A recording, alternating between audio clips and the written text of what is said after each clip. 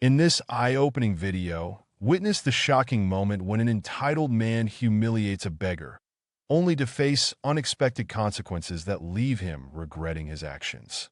This powerful story highlights themes of compassion, humility, and the importance of treating everyone with respect, regardless of their circumstances. Join us as we explore the turning point that teaches a valuable lesson about kindness and empathy. Don't forget to like, comment, and subscribe for more thought-provoking content. When a wealthy man cruelly mocks an elderly woman after a minor accident, no one dares intervene until Mark, a homeless man, steps forward, demanding respect. The rich man jeers at Mark's appearance, but the next day, fate flips the script, and he's on his knees begging for forgiveness. Mark shuffled along the cracked pavement, his worn boots barely making a sound as the busy city buzzed around him. In a city so full of life, Mark was a ghost, unnoticed and unseen. He tried to make eye contact with the well-dressed strangers hurrying past, but they studiously ignored him. Nobody wanted to risk having a homeless man ask them for money. Mark knew this, but he looked at them anyway. It was a game of sorts, possibly a challenge. Or maybe it was just a way to remember that he was once a person like these, with a job and a nice home. Those days felt like a dream now, but lately, Mark had felt the need to cling to that dream. He didn't yet dare to call it hope, or even acknowledge that he wished for those better days.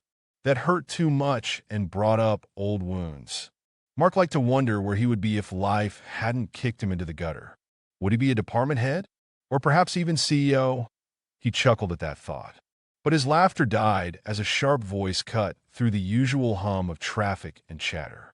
"You've got to be kidding me. You think this is my fault?" Mark looked up just in time to see a gleaming black Jeep parked too close to an old sedan.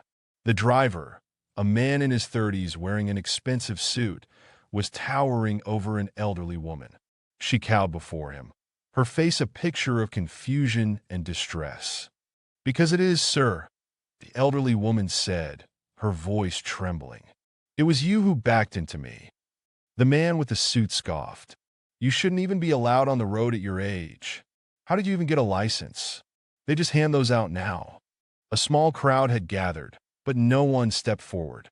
They watched like spectators at some grotesque play, all too uncomfortable to intervene. That Mark's chest tightened, heat creeping into his neck. He'd seen enough cruelty in his time on the streets, but something about this, the arrogance, the sheer lack of humanity, hit a nerve deep inside him. Before he knew it, his legs were moving. "Hey," Mark called out, his voice cutting through the din. "That's enough." The man in the suit turned, his sharp eyes narrowing at the sight of Mark, sizing him up in a glance. He immediately turned back to the old lady, ignoring Mark. "I hope you're insured, you old crone, because you're going to pay for the damage you've caused to my car." Mark charged forward. The small crowd parted hurriedly, wrinkling their noses and pulling disgusted faces. Mark barely noticed. He stepped between the arguing pair and looked the suited man in the eye. "I told you to cut it out," Mark growled, ignoring the stares of the onlookers, his heart steady despite the adrenaline pumping through him. "You don't talk to people like that. You need to apologize and beg this woman for forgiveness." The man's face twisted in disbelief, and then in amusement. He let out a mocking laugh. "Are you serious? Look at yourself. You're the one who should be begging for something." Mark's expression didn't change. "If you don't apologize to this woman, you'll regret it." The man's laughter died in his throat. His smirk turned icy as he stepped closer, looking down at Mark like he was something scraped off his shoe. "I'm a top manager at the business right over there." The man pointed at a shiny high-rise. "How dare you speak to me like this?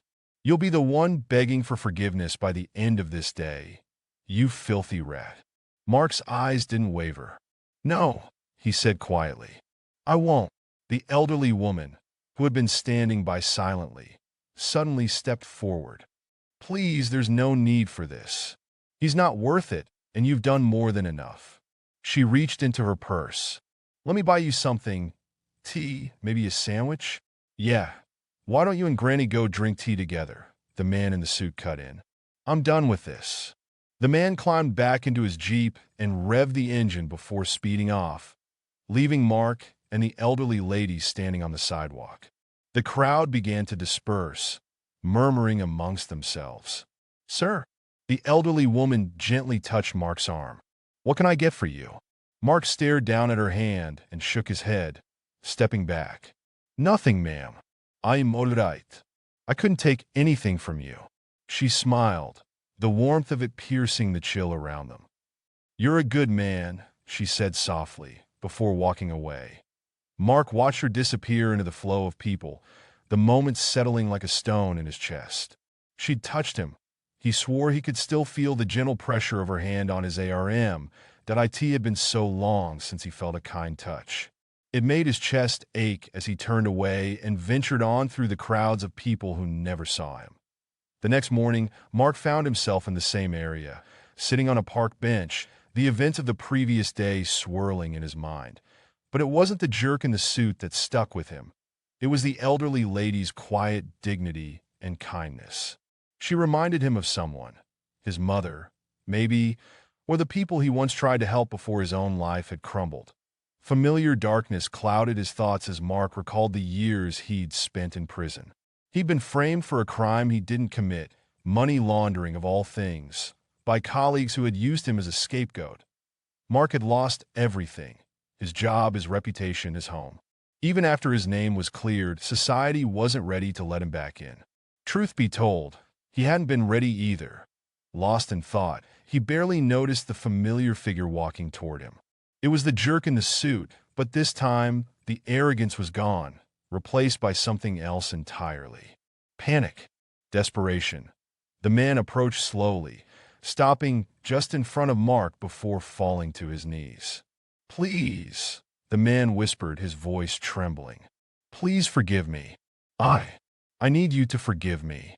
Mark blinked, taken aback. "What are you talking about?" The man swallowed hard, glancing around nervously before speaking again, his voice lower. "That woman, the one you defended, she's not just some old lady. She's Mrs. Sanders, my boss's mother. She told her son what I did. They're going to fire me if I don't make this right." Mark stared at him, the absurdity of the situation sinking in. This man, who had sneered and threatened him just a day ago, was now begging at his feet. That moment, a familiar car pulled up beside them. Mrs. Sanders stepped out, her eyes falling on Mark first, and then the kneeling man. Her expression softened as she walked over to where they stood. "I see you've met David again," she said. Mark nodded slowly, still processing everything that Mrs. Sanders looked at David, then back at Mark. "I asked him to come here today, to make amends." She paused. "Do you think you can forgive him?" Mark hesitated, feeling the weight of her question. He didn't owe David anything, but forgiveness wasn't about the other person, was it? It was about letting go of the bitterness that could fester in the heart. Finally, he nodded. "I forgive you." David let out a breath, his face crumpling with relief. Mrs. Sanders smiled. "Thank you," she said softly to Mark. "I knew you were the kind of person who could." Then, to Mark's surprise, she continued, "I've been thinking. My company could use someone like you. Someone with integrity, who isn't afraid to stand up for what's right. I can offer you a position. It's not much, just a cleaning job to start, but I think it could be a fresh beginning." "Thank you, ma'am." Mark put his head in his hands as a wave of emotion washed over him. 2 months later, Mark stood in his new office. His cleaning job had been more than just a way to make ends meet. It had been a lifeline that Mrs. Sanders' son had taken notice of his work ethic and his attention to detail. And now Mark was starting a new role in logistics, training for something bigger. The bitterness he once carried had begun to dissolve. The future now shimmered with possibility. For the first time in years, Mark felt hopeful.